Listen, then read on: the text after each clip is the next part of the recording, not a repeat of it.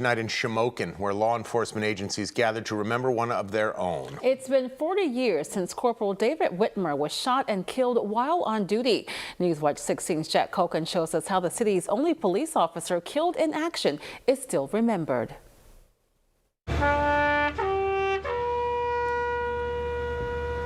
Members of the Shamokin City Police Department and other law enforcement agencies stood at attention, paying their respects at the memorial of Corporal David Witmer, who was murdered while on the job 40 years ago. Life can be very short, and with law enforcement officers, you never know what's around that corner. On November 13th of 1983, Corporal Witmer became the first and only cop in the city's history to be killed in the line of duty.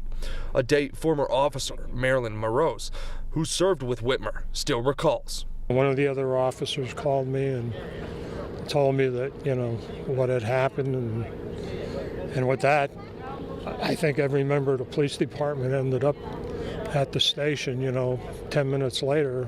According to investigators, Preston Fifely fatally shot Corporal Witmer. Prosecutors say Fifely was drunk and had set a garage on fire and was trying to escape when Witmer showed up to help other police officers. When it came down to the job, Dave was the ultimate police officer. You can't say nothing bad about that man. He deserves everything he's getting. Fifely was convicted of first-degree murder and died in prison back in 2013. His name inscribed upon this memorial is ever to remind us that our duty is not only to the living, but to the memory of those who pioneered our profession. Since his passing, Witmer's name now represents the ultimate sacrifice, a reminder and inspiration for the area's future law enforcement.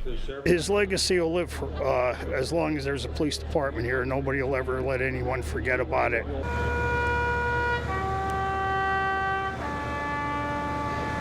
Jack Culkin, Newswatch 16, Shamokin.